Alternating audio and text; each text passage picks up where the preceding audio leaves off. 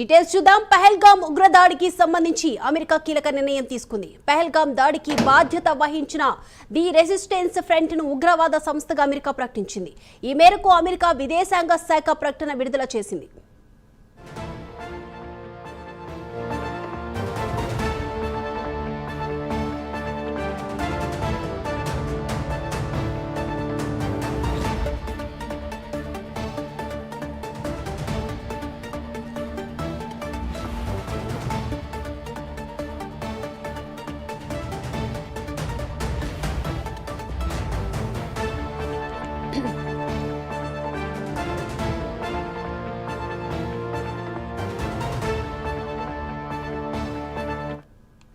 పహల్గామ్ ఉగ్రదాడికి సంబంధించి అమెరికా కీలక నిర్ణయం తీసుకుంది. పహల్గామ్ దాడికి బాధ్యత వహించిన ది రెసిస్టెన్స్ ఫ్రంట్ ను ఉగ్రవాద సంస్థగా అమెరికా ప్రకటించింది. ఈ మేరకు అమెరికా విదేశాంగ శాఖ ప్రకటన విడుదల చేసింది.